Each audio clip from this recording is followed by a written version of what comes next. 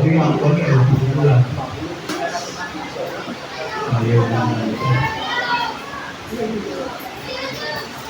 Okay,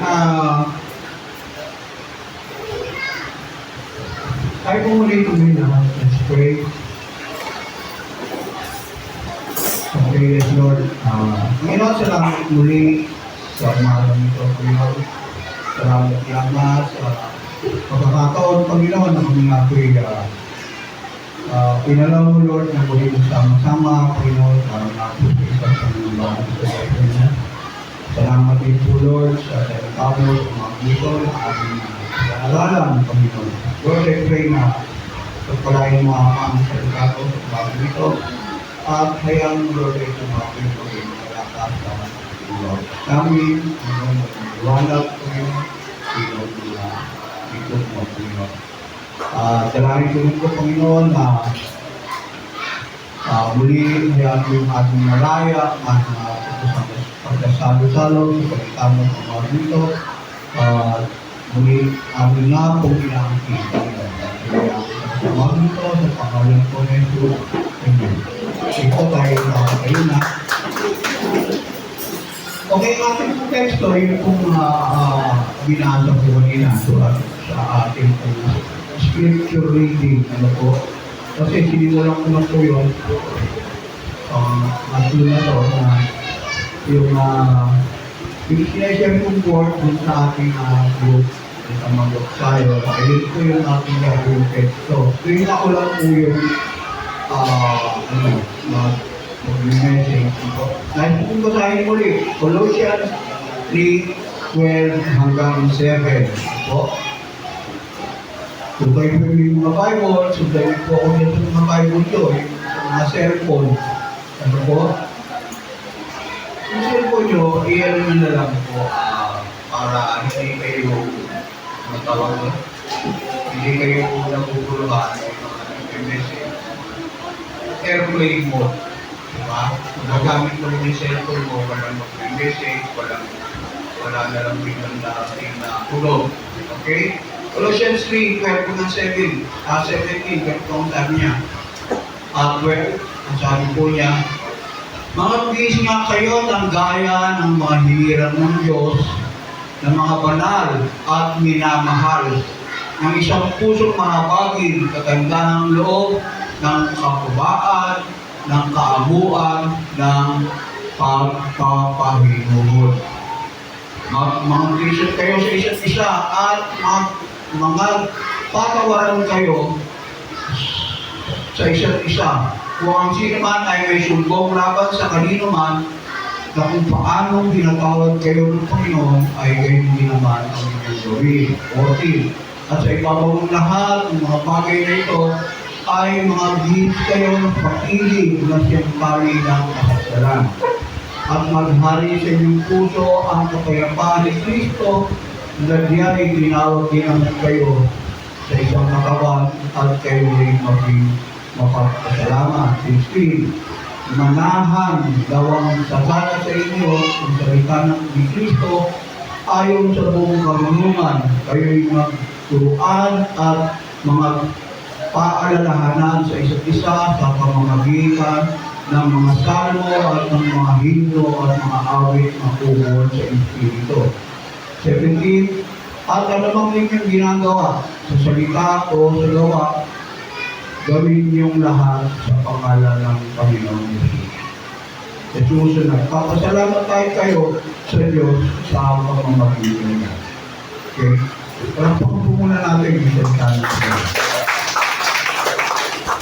Okay, so bagam dito ay napapandaan ko, marami na akong mensahe pagkakot sa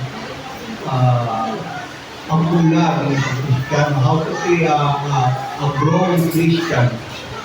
Po, may mga pinakita ko doon sa mga aral na yun na ano yung kalagayan ng isang Kristiyano na manglal, isang Kristiyano na hindi mo nila, hindi ang magiging Christian, ang Christian. Okay, at ngayon ko sa mga ito, ang title po ng ating mensahe ay English, sabi niya, how to thrive and not only a surviving Christian. Sa Tagalog daw ay way thrive, umunlad. Umunlad. Paano raw ba na umunlad at huwag maging survive, nakakaraos na Kristiyano. No? Ay isubay ko natin bilang Kristiyano, natural, meron tayong mga bagay, mga pinagdadaanan bilang Kristiyano na nais natin sundan ng mga factor sa buhay sa mundo. But then, as Christian, magawa tayo ng pamamaraan upang manatili sa sinasabi na kalooban ng Diyos na ang calling na po sa akin ay to be a Christ life. No? At so mga punto sa ating pag-aaral, makita po natin yung salamin. Salamin natin bilang Kristiyano kung ano na yung kalagayan natin ngayon. Based kung po sa ating teksto, actually, ito po ay mga suggestion. No? Sabi niya nga, ano yun? Ang tanong niya nga, sabi niya, how is your Christian life? Kamusta na yung buhay mo pagiging Kristiyano? Hindi na, okay, meron tayong secular, no? How is Christian goal? Meron tayong secular ng mga kalagayan, no? Bilang tao, bilang isang nilalang, bilang isang pamilya, bilang komunidad. Meron tayong kalagayan. So, but definitely, meron din po tayong kalagayan bilang Kristiyano. Ano po? So, mga punto yan po natin, makita natin, no? Yung, ano ba yun, nasa na ba tayo bilang isang Kristiyano? Definitely, lahat po tayo, nasasabi ko na meron tayong puso talaga para sa Panginoon. Kaya nga tayo nandito, diba? Kaya nandito yung katabi mo. Hindi naman para pumuntayan, para makinulang ng tubig ng lamig. Diba? Hindi naman pumunta rito para makita si Pastora. Hindi namin po tayo para sa Panginoon. Kay Jesus. Amen? So, sa ating po pag-aaralan na pagkatapos po natin, makikita po natin magiging isa siyang salamin. Nasa na ba yung kalagayan natin? Actually, sabi nga, ang sabi niya, kasi nga, okay, as Christian, sabi niya, we must get, dapat tayo kumulang bilang Kristiyano.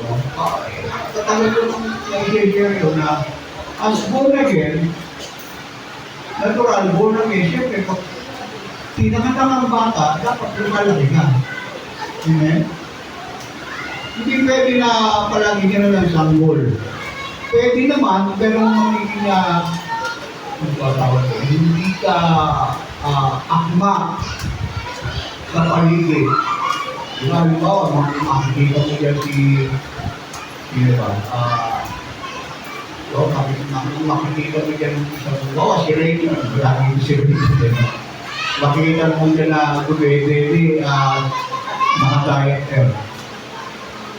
Diba? So, hindi akma. So, kapag nag-born ka, kapag pinanganak ka, dapat you have to grow. At dito ko, ulit dito, magiging salamin po ito. Ay magiging salamin po ito na ang kalagayan po natin bilang Kristiyano.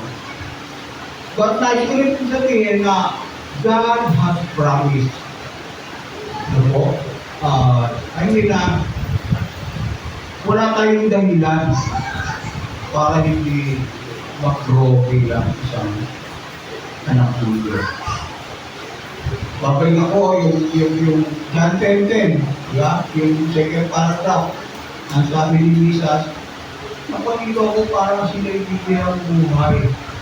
Pumunta si Jesus dito para bigyan tayo ng buhay.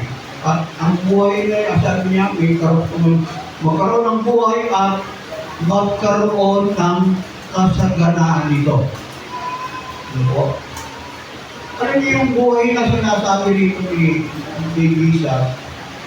Hindi ito yung pareho ng kahulugan na ang tayo sasabihin mo, ang buhay ni David. Yung parang nakalagay nito paano nabuhay si David. But this life that was given by Jesus, at naparito ko kung bigyan sila ng buhay, hindi yung buhay na ang Diyos lang ang may kakayahang magbigay. Ano po? At kaya nga sabi niya, ano yung sabi niya? At magkaroon ng kasaganaan nito. Ano po? Ang sabi ni Paul, isipin natin yung mga bagay na nasa langit, hindi yung mga bagay na nasa lupa. Diba? Again, mag-concentrate tayo sa mga bagay na nasa langit, hindi yung mga bagay na nasa lupa. Kung nandun si Cristo. So, we have to concentrate yung mga bagay na nasa langit. Ano ba yung nasa langit? Hindi tayo magtutunan, hindi tayo magpag-away, hindi tayo samaan ng loob, hindi tayo nagtatanim ng doon, walang nagtatanim ng dahil sa kapwa, doon walang may ingay, hindi na yung maingay o na nonsense.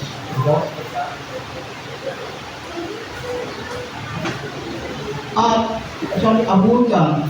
Kung titignan po na ito, ano siya, ang sabi ni Jesus dito, life, what Jesus is promising, yung secular life, at yung spiritual life. Ano po? Tandaan po lang din, buhat mga born again po tayo. Ano po? Sabi nga, lumipat na tayo kung sa biyaya ng Diyos. Ano po? Kasi, ito nakikita ko po, no? Maraming Kristiyano. Kapag nagunan nila, ang iniintay na lang yung second coming of Christ eh. Diba? Kasi kung muna sa lalong, okay na ako. Tama naman po, but then, yun kung hindi something like ng Panginoon sa ating na Jesus. Nagsumalis sila ng buhay at yung kasaganaan nito. Yung buhay na binigay ni Jesus na afterlife, na ngayong kasaganaan nito, babalik tayo, pakulit na. Kasi ano yun hindi secular yun, spiritual. Ito naman. Kaya babalik din tayo sa salita ng Panginoon. Diba? Nakinagpala tayo sa mga spiritual na particular tayo hindi na pala ng mga spiritual thing. Diba? Ito naman. But then, ang sabi rin ni Paul, ang sabi rin ng Bible, yung mga true faith, sa pagpapalitan ng palataya, faith is a substance of things we hope for, substantial ng mga bagay na ating inaasahan. Sige, inaasahan mo, dapat naranasan ka na yung substantial. Because of the Word of God. Ano po? Okay. Ngayon abundant provision to live for yung secular and spiritual.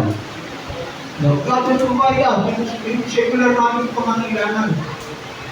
God is providing us. Yung spiritual namin pangangailangan, still God nagpo-provide dito yung Panginoon. Ano po? Abundant power and opportunities for our future. Ano po? I mean, buwan lang po namin po tayo, lumagay tayo dun sa grace of God, sa biyaya ng Diyos, which means na wala na tayo sa dating may sumpa No? Alam natin yun, di ba? Disengage. I mean, ako po gagawin ko, ako po'y nasa liwanag, nakapaloob ako rin po sa liwanag, doon sa biyaya nito. At least na, aalis ako doon sa liwanag nito, mawawala ako doon sa biyaya nito. At ngayon po, sabi nga po, pakikita natin, yung sabi pag-aaral ngayon, sabi niya, alika kong suggested na routine, yung karaniwan ng ginagawa, routine help to fulfill our Christian life. Nalimang suggestion, base po sa ating teksto. Number 1, letter A, ang sabi niya, rise thankfully. No? Palagi ito tayo na matutong magpasalamat. Sabi sa Colossians 17, bakit siya naging at alam mo inyong ginagawa, sa salita o sa gawa, gawin niyong lahat sa pangalan ng Panginoon Jesus na nagpapasalamat kayo sa Diyos sa pamamagitan niya. No? Ibisang daw natin yung araw natin, nagpapasalamat sa Panginoon. At tatapusin din natin yung araw natin, nagpapasalamat sa Panginoon. Dahil,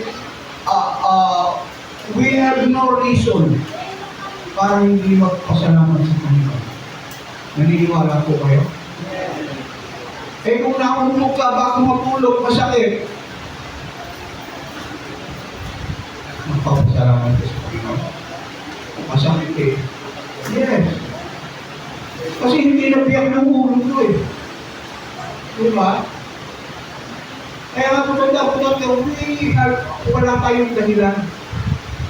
Sabi nga may pasok galing magsalita sa dito, kahit hindi tayo dito natin. We have no reason na hindi magpasalamat sa Panginoon. Ano po? Ang simula is, sabi niya, start giving thanks to God. Sabi ng awit, 92, isang mabuting bagay ang magpasalamat sa Panginoon at umawit ang mga pagpuri sa kanyang iyong pangalan o kataas-taasan. Siya natin ang araw, nagpapasalamat sa Panginoon. At the same time, tatapusin din namin yung araw na nagpapasalamat sa Panginoon. Kasi yung magiging lifestyle ko eh, pag nagawa ko na. Sabi niya, magpasalamat ka rin daw doon sa mga bagay na English. Give thanks for things you used to take for granted. Magpasalamat ka raw sa mga bagay na tinatanggap mo na yung karaniwang tinatanggap mo na hindi mo na napapansin. Ano po? Ano po? I mean pag-isip natin sa umaga, okay, magpasalamat tayo at maghapon tayo mamumuhay. Pero dahil mga tinatanggap ng mga biyaya, na minsan hindi na po natin napapansin. Sabi namin niya, hindi niya ka pa, diba? Ang mga tabo po, baka nang hindi na.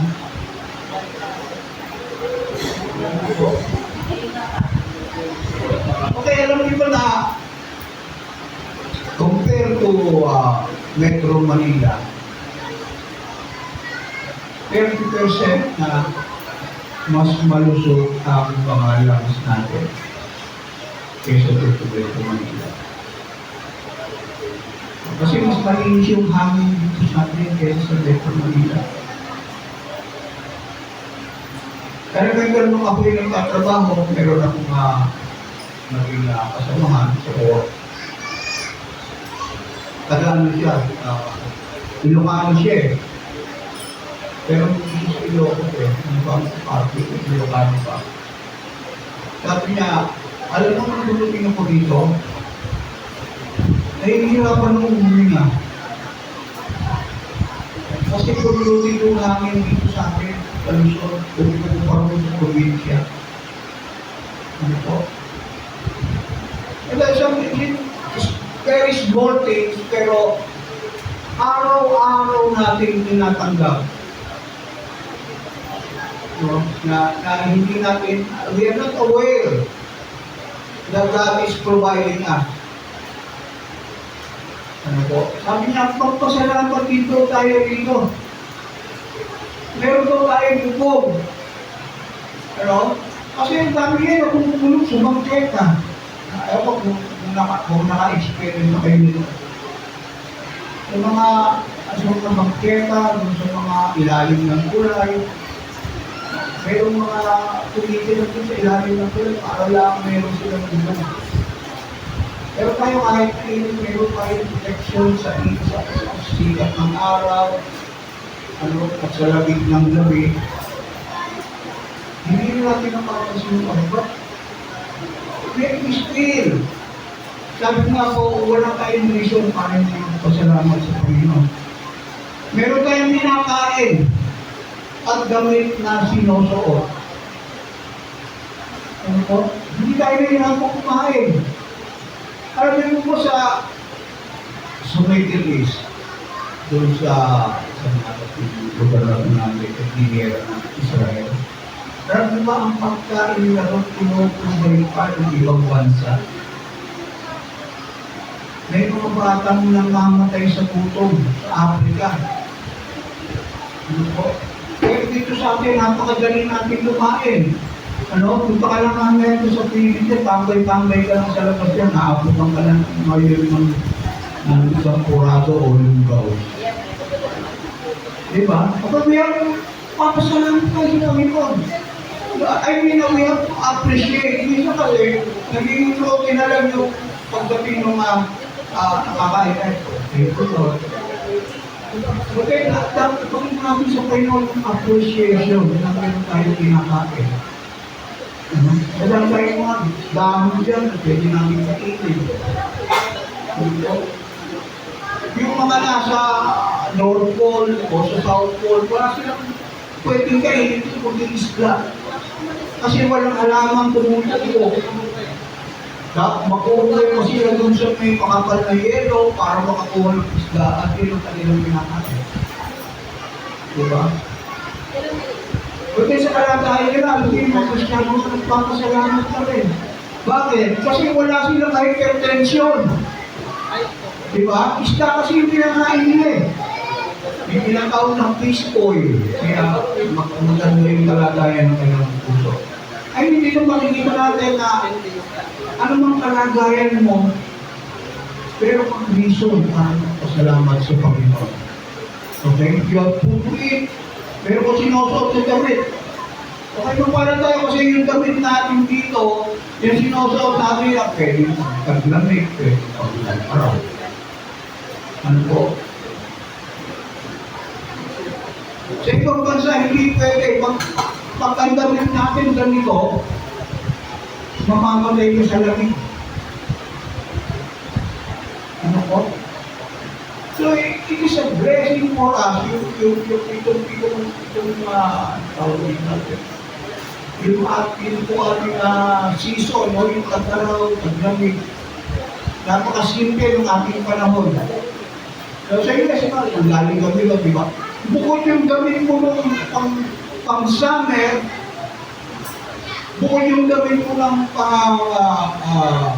yung winter, siyempre makapal yun, no? Pero meron na iba, yung dun sa may yung between that, iba pa rin yung gamit mo, iba pa rin yung panlamig mo.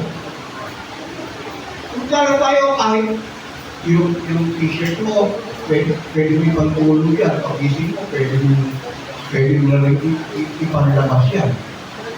I mean, it is a blessing for us na meron tayong dahilan para masalamat sa Panginoon. Ano po? Ito lang, hindi ko hindi ba yun? Nasa isa pa lang tayo. Okay? 20. 11 lang tayo. Dapat silang di alam. Ayaw mga pala. Okay. Meron tayong kinakain, pasalamat tayo. Sabi ng Bible, 1 Timothy 6:8, kung tayo may pagkain at pananawin, ay masyahan na tayo. Ano po? Kasi yan, we have to thank God. Okay? Give thanks for your salvation. Ano po? I mean, hanggang ngayon ba, i-appreciate mo yung salvation ni Kasi Panginoon? Yung kaligtasan na wala ka namang ginawa. Ano po? We have to thank God for that.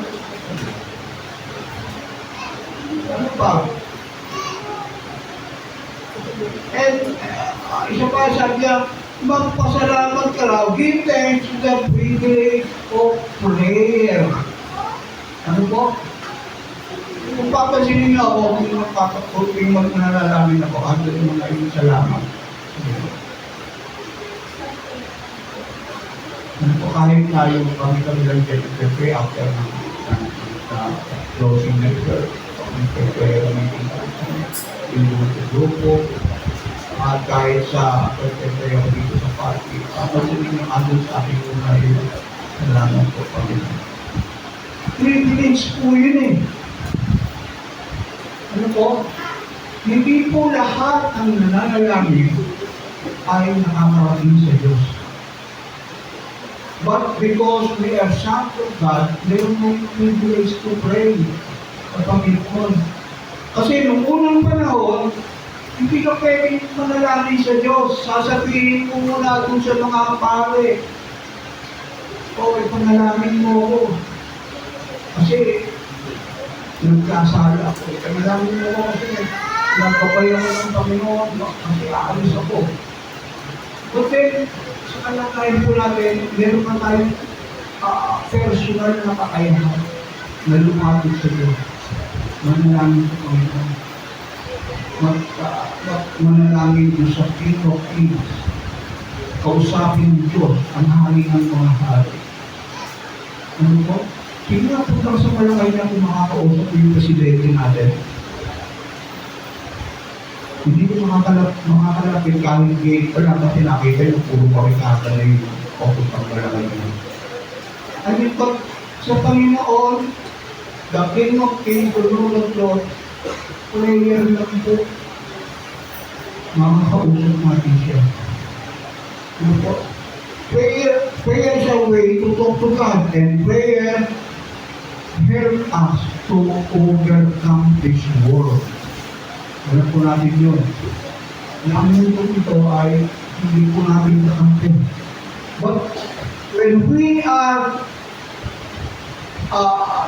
nandun tayo sa kalagayan ng panalangin, lumilipad po tayo doon sa kalagayan ng spiritual.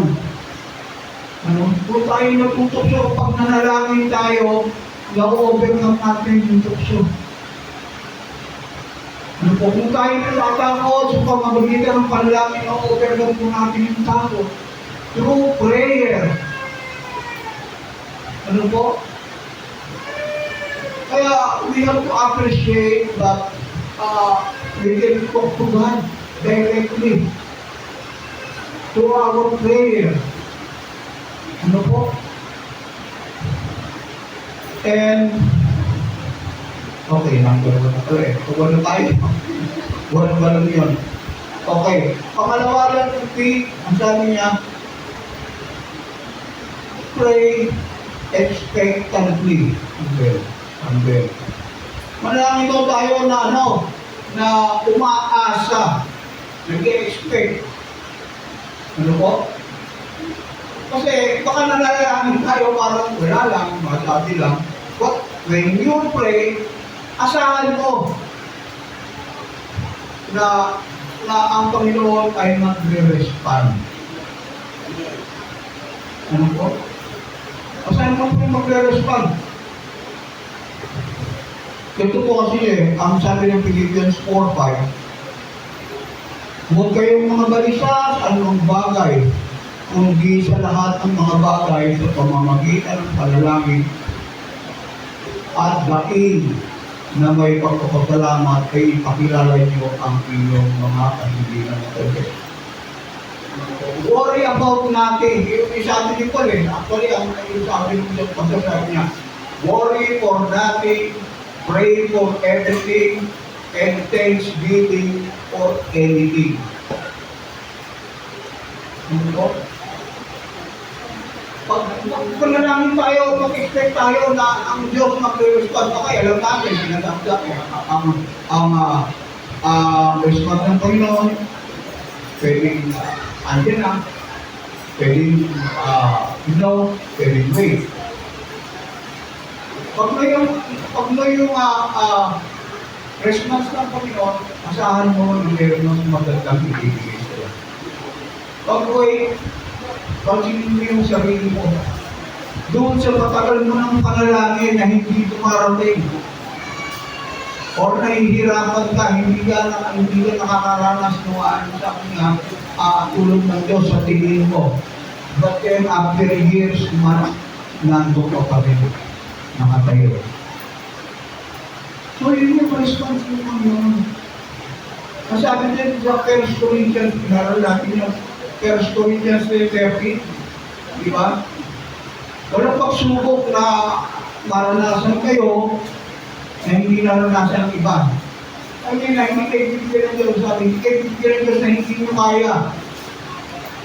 At sumunod, sabi, gagawa rin ng Diyos upang, malagpasan mo, no, yung pagsubok. Kasi pag sa English kasi, ang sabi niya,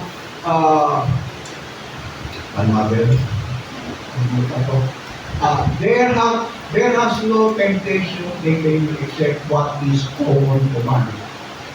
No? But God is faithful, He will not let you to be suffered for what you can able. Hindi ka rin na bibigyan ng pagsubok o problema hindi mo kaya. But with the temptation, He will make also a way that you can bear it. Sa Tagalog kasi, bibigyan ng Diyos para alam mo ang kalagpasan mo siya.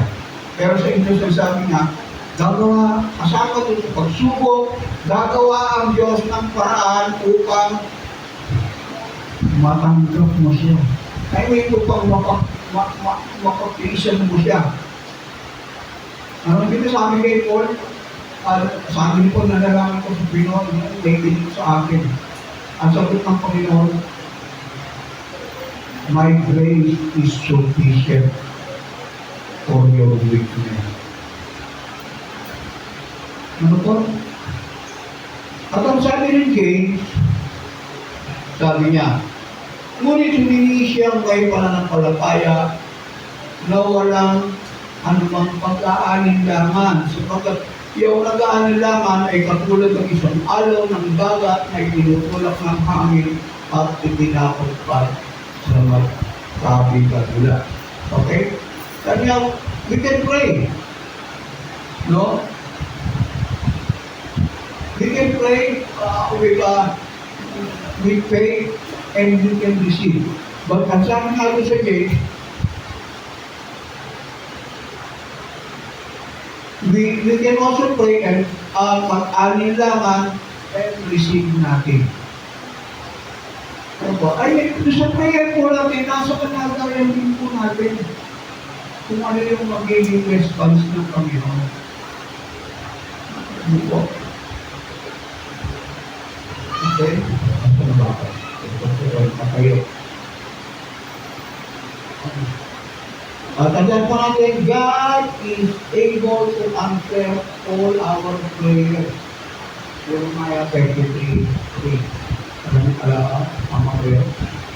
Or 3:33. At 33 tayo mga. Alam niyo natin, umawag kayo, di ba? Ang sabi niya, umawag ka sa akin at ako'y sasagot sa iyo at ako'y magpapakita sa iyo ng mga dakilang bagay at may hirap na hindi mo nangalalaman. Okay, so guys, ang Diyos ay kumikinis mo mo pero hindi mo pa diba? Minsan meron kang nararamdaman, meron kang karamdaman na you are asking God na maling ka. But then, malagpas ang panahon, hindi ko na magaling. Pero hindi mo napansin, kung sa panahon yun, Nananatili ka. So, it is a way na hanggang tayo nag-respond to natin. Kasi sabi nga niya, my way is to please you. For your weakness. God is definitely answering sa ating prayer. Okay? Pangatlo, speak kindly. Kasi talo tayo dito sa tagalog yung kindly. May kabaitan ba?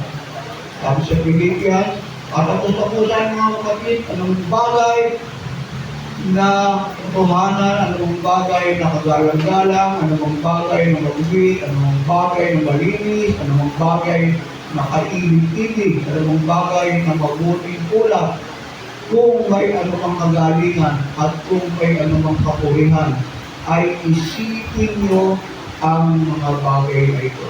And natin, what we say, kung ano yung lumalabas po sa piling natin. Only within what inside us. Amen po? I mean, kahit na bumubu yung tuhod mo sa Panginoon dito. Ano po? Pero, iba yung nabibinig sa bibig mo. Nililipin lang niya kung ano yung nais sa puso mo. Kaya sabi, speak kindly. No, yung suggestion na natin ito,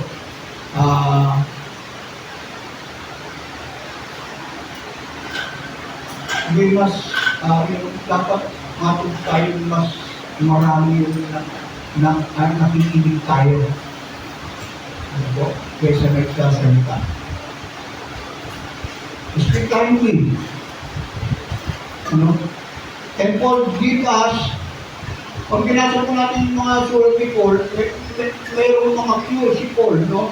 Yung sa mga critical times, kasi minsan kasi talaga, hindi natin maiwasan, no? Diba yung bukso ng damdamin, kaya sabi, mas maganda yung nakikinig ka na lang. Ang sabi ni Paul, unang muna, think positively about others. Ay, meron may lahat tayo, may kahinaan, lahat tayo may kumanangan. But as Christians, we have to think positively. Tingnan natin yung mga positive doon sa iba. Ano to? Yung tama na ginagawa niya. Ano kayo sabi niya? Focus on virtue and pray. Mag-focus po tayo doon sa mga mabubuting bagay, no?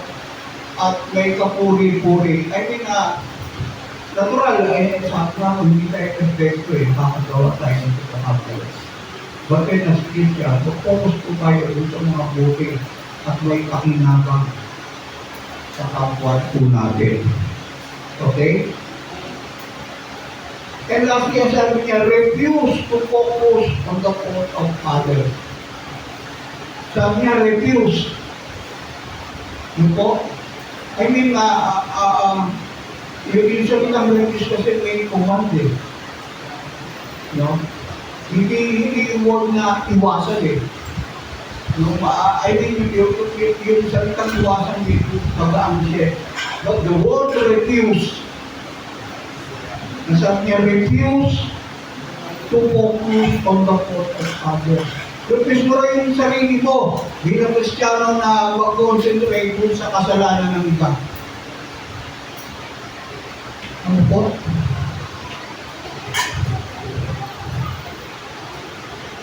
Okay. Number 3, letter B. Forgive quickly raw, no? Sabi na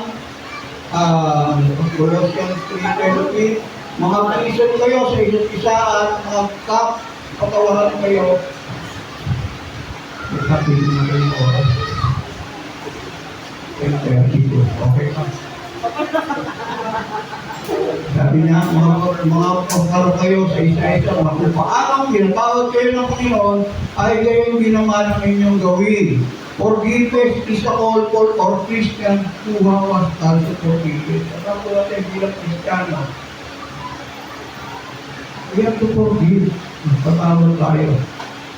Di ba yung palagi na ine-next sa pastora, yung alili na tinatawag ng kanyang hari, ay yung tao tinatawag ng hari sa kanyang utang na sabihin natin na 100,000 tinatawag sa inyong hari. At kung makita niya yung alili na may utang sa kanyang 100, hindi niya tinatawag at tinatawag niya. Ang ginawa ng hari, tinatawag siya at pinarusahan siya. Ngayon, kung tayo sa harap ng Diyos, alam po natin ang tinatawag tayo ng Diyos sa ating lahat ng kasalanan at kakulangan. Yung binigay na ng Panginoon kapatawaran na wala mo namang ginawa. God has no reason para bigyan tayo ng grace. How much more ngayon kung tatayo tayo sa harap ng Diyos? Sabihin ng Panginoon, hindi mo mapatawad kayo ibang tao. Tayo namin marap ng Panginoon ngayon. God has forgiven us and yet isa mga pinatawag ng Diyos na hindi makapagpatawad sa mga tao. I mean, dapat makikita po natin yung kalagayan natin. Ano po? As individual Christians sa harap ng Panginoon. We have to yung forbearing. Ano yung forbearing? Yung saan yan akong mga patawaratay sa isa kung anong sino man ay may sumbong laban sa kanino man na kung paano tinatawag kayo ng Panginoon at gayon din naman ang inyong gawin. Isa kayo yung forgiveness at yung pangalawa yung forbearing, yung putting up with. I mean, alam natin may mga kahinaan. No? Hindi naman kasi lahat tayo, bawal ito, may mga kahinaan, yung mga kapatid, definitely lahat. Sabi nga po kanina, hindi naman yung pagdako ulit lumalago agad. No? But we have to, pagkitaan natin. Kasi mahalaga yun eh. Kapag kayo kung ang Diyos nga, inaalaw ng Diyos sa kapatid doon sa kanyang kahinaan, sa kanyang kakulangan. Kaya kung sino ka naman para pusyahan yung kapatid mo na mahina.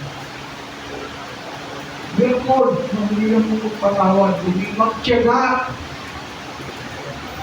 Pagtiyagaan po natin yung kahinaan ng kapatid at yung ibang tao.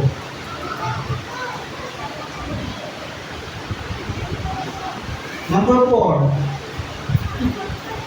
Sabi niyo, okay lang yung araw.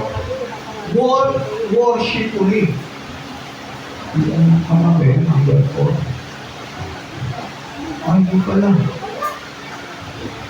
Letter A, yung 5 na yun. Ayun, forgive quickly. Ano po? Yun nga eh. Ano ba po? Speak kindly, forgive quickly. Okay, tama po yan. Saan na tayo? Forgiveness, forbearing, and letter E. Last na pala to. Worshipfully. Gumawa doon tayo na may pag-upuri sa Panginoon. Paano kaya yun? Ano? Masabi niyo po, Colossians 3:17, anumang bagay at anuman ang inyong ginagawa sa salita o sa gawa, gawin niyong lahat sa pangalan ng Panginoong Jesus na nagpapasalamat kayo sa Diyos sa pamamagitan niya. Lahat ng ating ginagawa, ilagay natin doon sa worshipfully, nagpupuri tayo sa Panginoon. Ang sabi niya, bring every area of life lagay mong kalagay sa ating buhay. Okay, bring every area of life into arena of worship. No? Yung sa kalagayan ng ating buhay, ganito natin yung sa kalagayan ng pagpapasalamat o pagpupuri sa Panginoon. Paano kaya? Okay, i-address ko rin may i-share yun, di ba? Paano mo ilalagay yung trabaho mo? Ay nila, halimbawa, nagpapala ka doon sa construction. Paano mo ilalagay sa arena of worship? Di ba? Ginagawa ko ito, Panginoon, dahil nais kong bigyan ng magandang buhay ng aking pamilya at mga anak. At ito ay kalooban ng Diyos. Diba? Yung mga ano tinawag ng Diyos yan, to provide sa kanilang pamilya. At di lang naman ginagawa ko upang sundin ng kalooban ng Diyos. Bring every area of life to the arena of worship. Ginagawa ko ito dahil kalooban ito ng Panginoon. Pag naglalaba ka, okay, ginagawa ito para bigyan ng maayos ng pananamit ng aking mga anak. Babalik tayo, kalooban ng Diyos yun, na yung mga anak ng mga magulang to provide things sa kanilang mga anak. So you are doing the will of God. Unless lang na nandun ko sa babuan. Hindi ko pwedeng sabihin na I'm doing this. Dahil it is the will of God. Dahil bilang Kristiyano doon sa ating simpleng pamumuhay, pwede natin siyang ilagay doon sa arena of worship kasi kalooban ng Diyos yun. At kapag gumagawa ka sa kalooban ng Diyos, ibigyan mo siya ng parangal. Inikilala mo yung nais ng Diyos sa buhay mo. Lahat ng ating ginagawa, ilagay po natin sa arena of worship. Ano po? Sabi niya, make no separation between sacred and secular. Ito yun kasi, nandun lang tayo sa arena of worship kapag sa church. Diba? Pag nagtitibig, may panalangin. Sabi, sa secular, paglabas namin sa trabaho, sa eskwela, sa bahay, kay nanay, kay tatay. Ano po? Dali natin ito sa arena of worship. Sinusunod ako sa magulang ko kasi utos na ng Panginoon. Mga anak, igalang mo ang inyong magulang. Diba?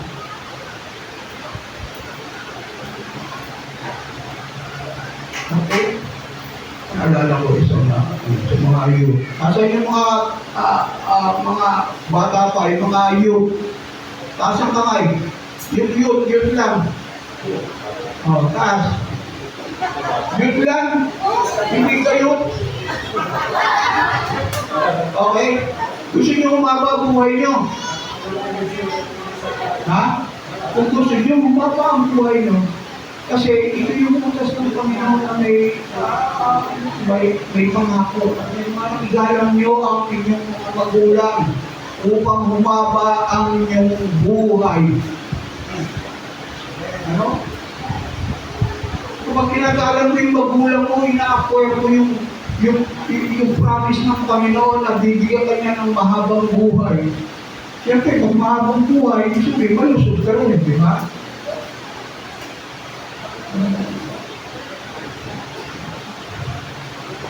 And do everything in the name of Christ. Yun po ba natin? Lahat ng gagawin natin sa pangalan ng ating Panginoong Jesus. Diba? Naglalaba ako kasi para sa pamilya ko, nagtatrabaho ako, tumutulong ako sa paglilinis sa bahay, nagbuhugas ng tingkat, kasi ito yung gusto ni nanay, bilang pagkalang sa aking nanay. Napakasimple yung ating area of life na heart. Pwede natin siyang dalhin doon sa sinasabi niya na arena of worship. Dahil ito, kaibang galing natin sa Panginoon. Ano po? Okay, tapos na siya. Tapos na. Ano po? Ito. Conclusion ako. Yun po sa ating limang suggestion. No? Ito yung salamin mo.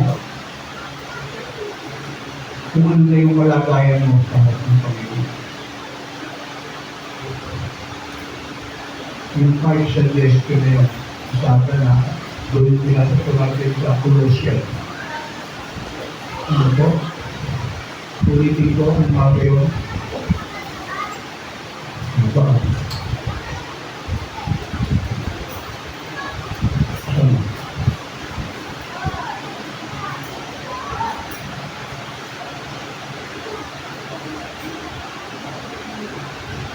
Ito yung ang una, rise thankfully.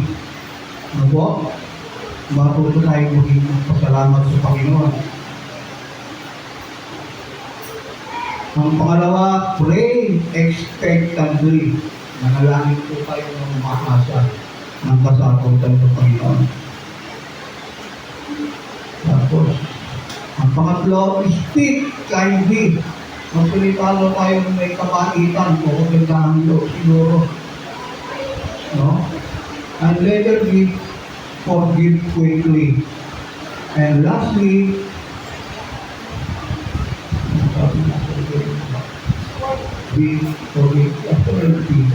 work worshipfully. Limang suggestion po. Limang paalala. Yung sa limang bagay na ito yung salamin natin. Alagayin po natin bilang Kristiyan. Okay? At sa conclusion niya, sabi nga, this will be a hero in each one of us. Okay? Salamin po siya. At kaya pwede mong sabihin sa sarili mo, ako nga ay umuulat o lumalabog bilang Kristiyan.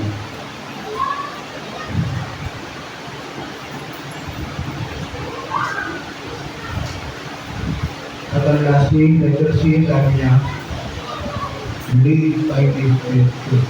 Sinong buhay, doon po tayo sa sarito yung mga bagay na ito. Yung mabubuting suggestion. Ayun po. Ito maalala ko natin yung barangay natin bilang Kristiyan. Doon sa limang suggestion na yun. Galing kay Apostle Paul.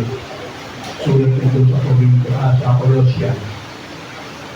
Ano po? We have yung capacity, kayahan na ganatin po ang lahat ng ito. Okay, definitely, mayroong mga kahinaan, mayroong mga kahinaan kakulangan. But then, through the grace of God, at nga po yung prayer, we can overcome lahat po ng kahinaan, lahat ng kakulangan, lahat ng ano man yung pangailangan natin. We can overcome this through prayer. Okay, hindi po tayo pala niya. Kaya sa tayo, pag-itin natin yung mga pangabo mo, bago